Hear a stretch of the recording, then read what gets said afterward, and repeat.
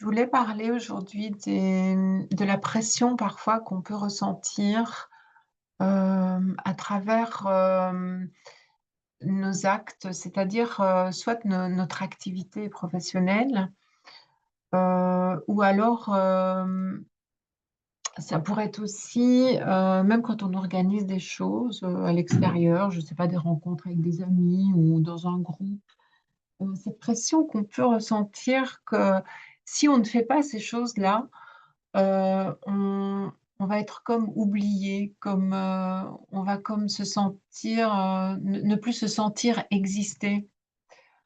Hem,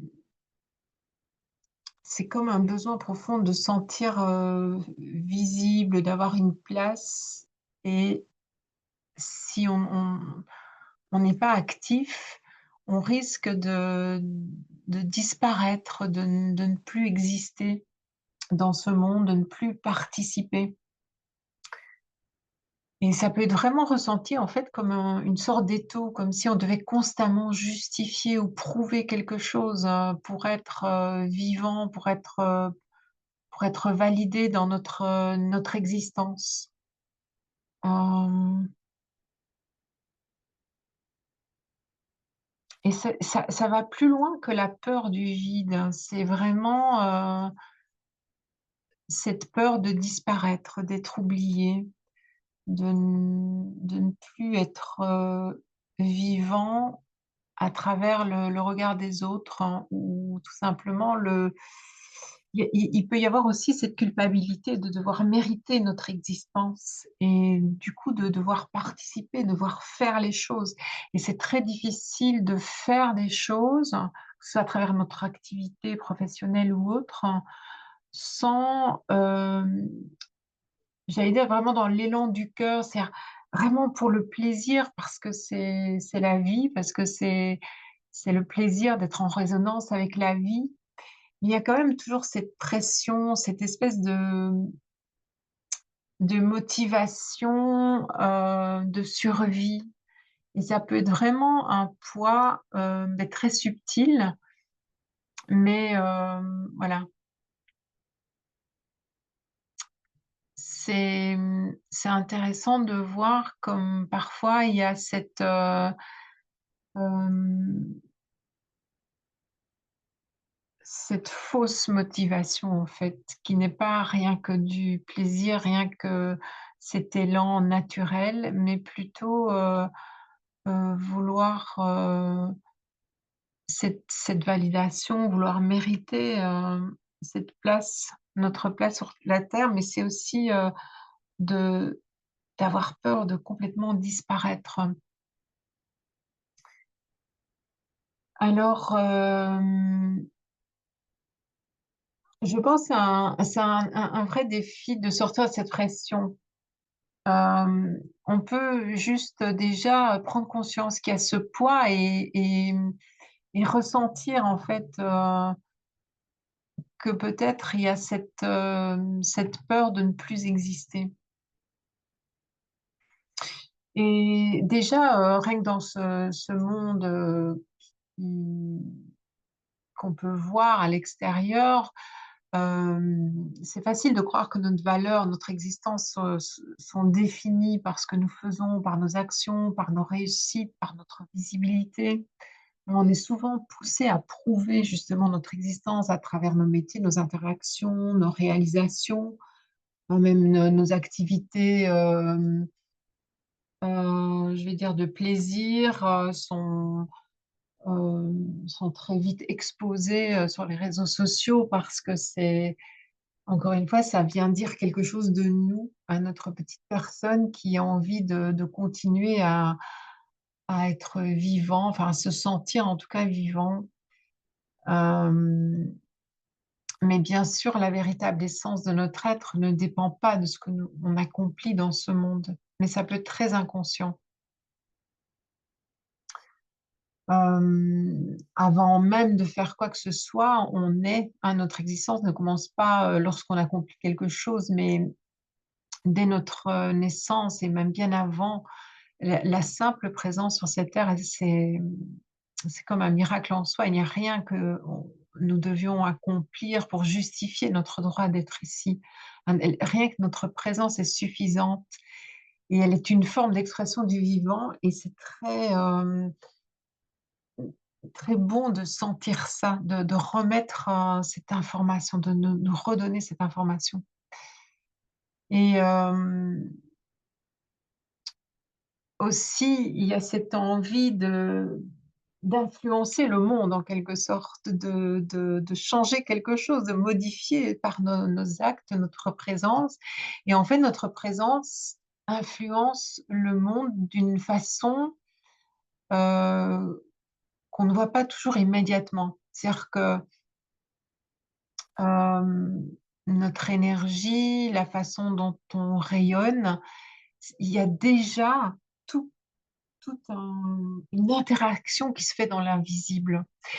Et bien sûr, quand on est beaucoup enfermé dans sa personnalité, on croit toujours que c'est des actes bien concrets qui va faire que euh, ça va changer quelque chose. Mais en fait, c'est reprendre aussi conscience que notre rayonnement peut déjà être interagissante avec tout ce qui nous entoure et chaque fois qu'on se réaligne, il y a beaucoup de choses qui se mettent en place. Et puis, j'aime bien le concept du oui-oui qui fait référence à l'action sans effort, à l'action juste, qui naît de l'être plutôt que du faire. Donc, c'est vraiment en se reconnectant à notre essence, en cultivant une présence consciente et ouverte, on peut agir avec une plus grande fluidité. Et ça vient pas de cette nécessité de devoir faire quelque chose pour se sentir exister. Et donc, même dans l'absence de faire, de tout faire, il y a de la valeur, de l'impact.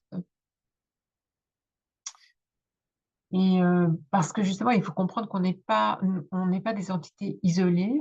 En étant simplement nous-mêmes, on participe déjà à cet immense réseau de la vie. Chaque rencontre, chaque échange, chaque respiration euh, fait à partir de ce tissage invisible qui nous unit tous. euh, ça, ça participe déjà à ce grand mouvement. Nos vibrations, nos pensées, nos énergies influencent le monde et on pourrait dire les autres êtres. Et quand on réalise ça, le fait de devoir prester quelque chose, de devoir être apprécié, de poser un acte très concret, ça devient moins important, il y a moins cette pression. Donc quand on arrête en fait de chercher à justifier notre existence par des actions, des rôles sociaux, on accède à cette liberté d'être. C'est vraiment quelque chose qui est précieux, parce que moi je recherche beaucoup. Et c'est pour ça que voilà, c'était important pour moi de revisiter cette motivation qui est à la base de nos actes. Et donc, prendre conscience que être n'est pas passif, c'est vraiment une forme active de présence qui participe à l'épanouissement de l'univers. On ne se rend pas compte, comme on n'est pas vraiment une personnalité, une personne en tant que telle, mais vraiment un flux d'énergie.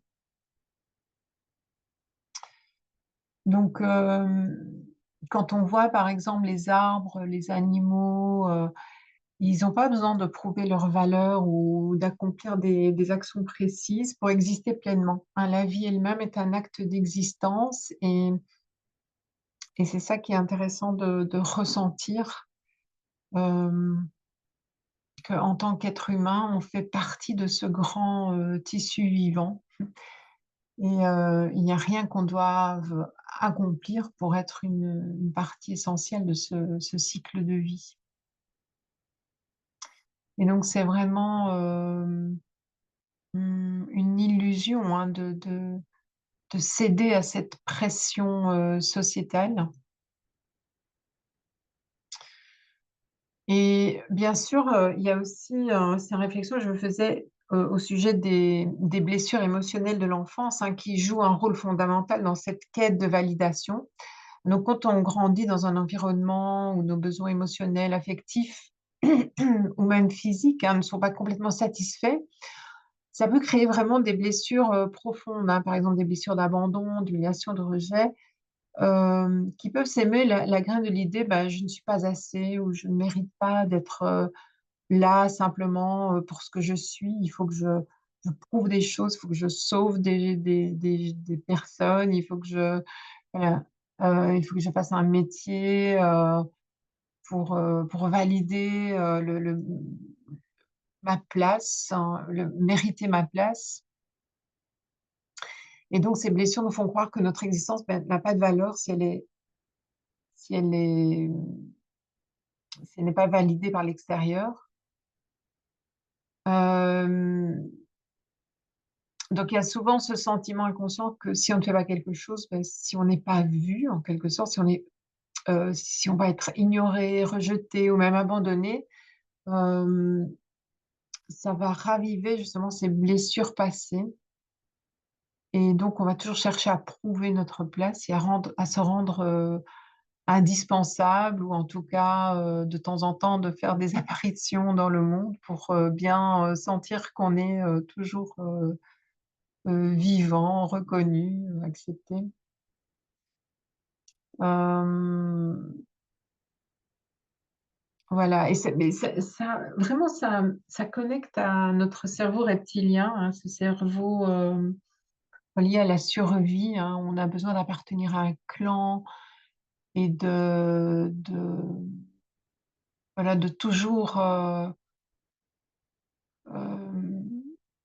de toujours prouver, en fait, hein, de toujours se rappeler à l'ordre. Euh, alors,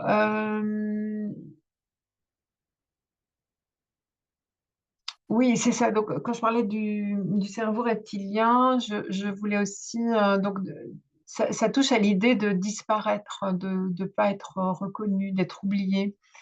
Et donc, c'est relié à une croyance sous-jacente qui dit que notre valeur dépend de ce que l'on produit, de notre utilité, hein. Et c'est vraiment revenir à dire que ben, l'utilité, elle est déjà là, dans le fait d'exister, d'avoir cette place sur cette terre, d'avoir ce rayonnement, d'avoir cette unicité aussi, puisqu'on est des êtres uniques et en même temps, on est ce mouvement de la vie. Euh,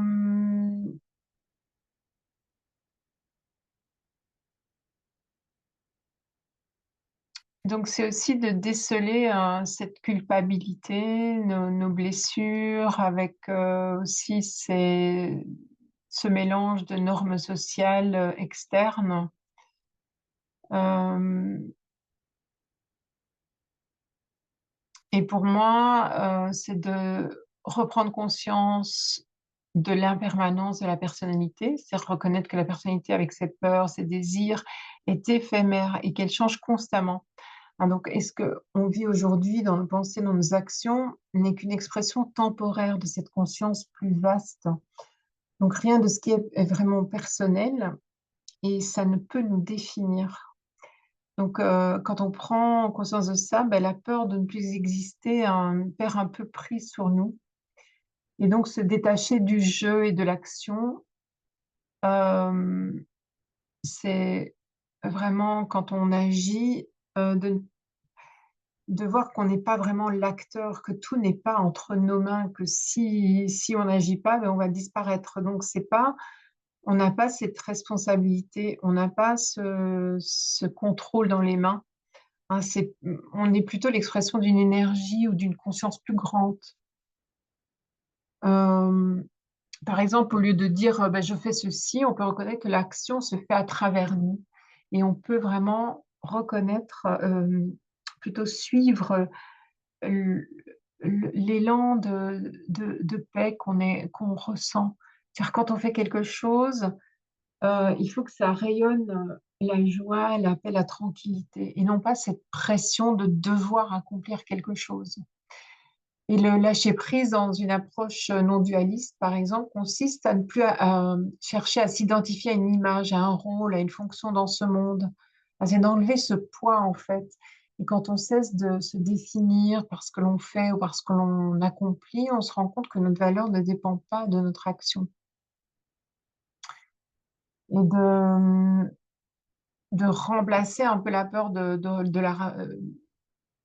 cette peur de ne plus exister par la reconnaissance de la complétude.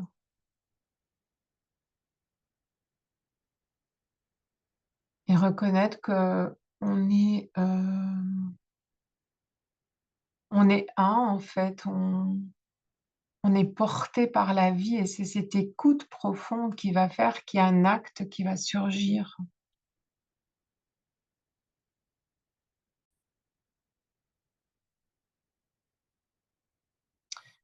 Alors, ce qu'on peut faire, c'est une petite méditation sur la peur, justement, de tout ce qu'on vient de dire, cette peur de ne plus exister. On peut juste se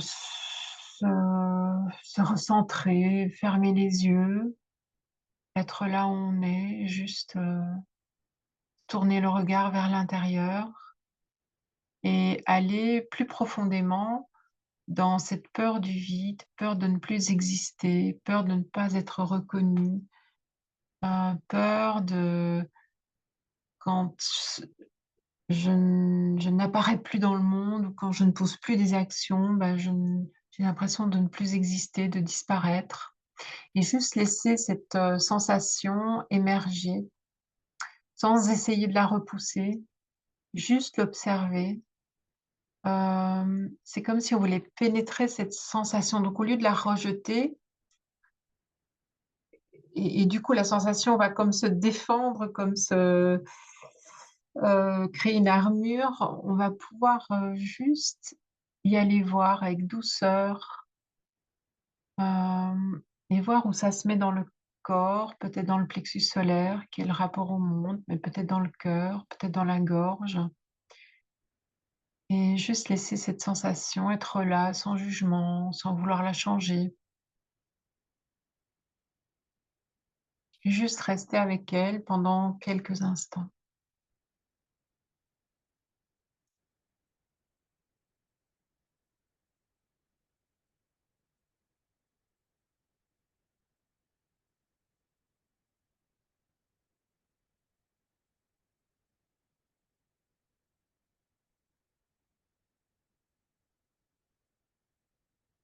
Et puis, on peut aller un peu plus profondément dans cette peur.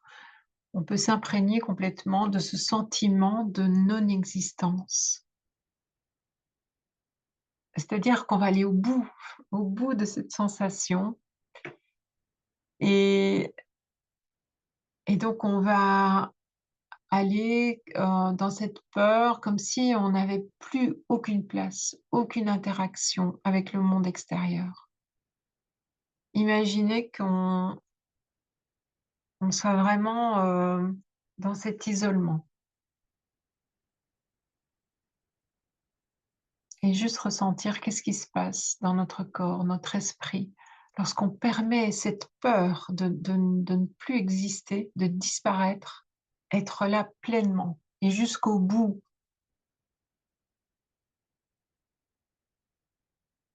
et accueillir cette sensation de vide, de solitude, sans chercher à l'analyser ni à la fuir.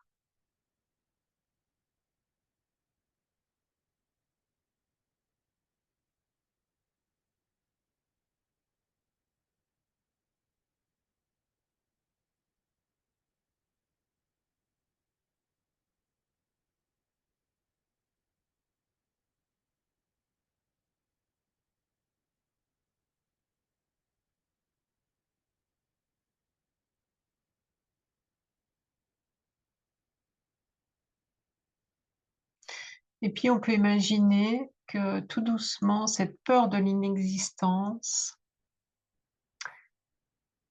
est entourée de notre vraie nature, c'est-à-dire la vérité de qui on est, c'est-à-dire qu'on ait ce mouvement de vie, qu'on n'ait pas quelque chose qui puisse disparaître, qu'on ait cette éternité, cette essence de vie éternelle. Et on va simplement entourer avec cette conscience de ce que l'on est. On va entourer cette peur, la partie de nous, c'est-à-dire notre personnalité, notre personnage qui a peur de disparaître.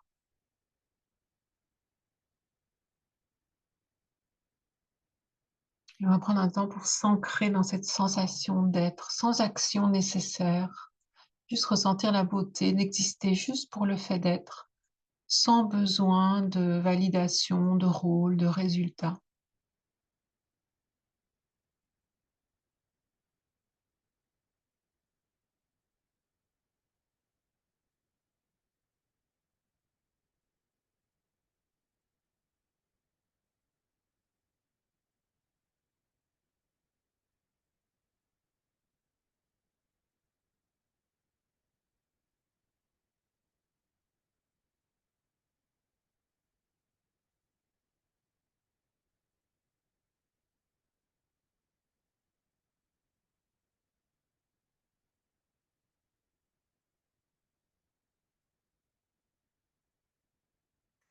Et ensuite, on peut revenir tranquillement au corps, à la respiration et refaire cette méditation autant de fois qu'on veut, aussi longtemps qu'on veut.